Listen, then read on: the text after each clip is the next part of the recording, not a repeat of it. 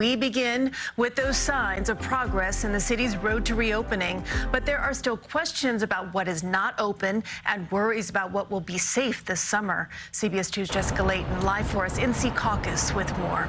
Jessica? Christine, you know, it's all about trying to find the balance in this so-called new normal. As the states reopen around us, we are constantly being reminded there is both risk and reward. New York City is carefully approaching phase 2 of reopening. We've been looking forward to opening up and serving our customers and seeing people coming back. Restaurant owners just got the mayor's blessing to put tables on sidewalks and in curbside parking spaces to expand their outdoor dining starting June 22nd. We think this will help save at least 5,000 New York City restaurants. The mayor also announced this Monday is the day the city's playgrounds can reopen. No word yet on when city pools and beaches will open for swimming, but hundreds of lifeguards are being trained. The situations where you're going to group tens of thousands, hundreds of thousands of people in the same place is a more sensitive decision. Also a sensitive decision, just figuring out whether it's safe to take a trip this summer.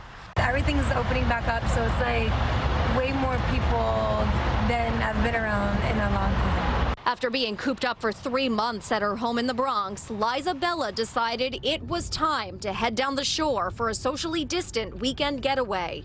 About to go camping. It's very important that you be very cautious on this trip. Robert Sinclair of AAA says most people do believe driving is safer than flying right now. But even a road trip comes with risks, and precautions are key. You have to be particularly careful at rest stops because they're like petri dishes. Travelers securing their masks at rest stops reflect the times we're living in and understanding the rules. Many of these facilities still only operating at 50% capacity. Smart when you consider the spike in coronavirus we're seeing in other parts of the country. You start to get a picture that travel and commuting is a big dynamic here in terms of spread of the virus. A study from the Children's Hospital of Philadelphia tracked COVID-19 along the nation's interstate highway system, along I-10 from Florida through Texas and Arizona. The data then follows the virus up I-5 in California, Oregon, and Washington. No, you want to go, but you have to do so safely.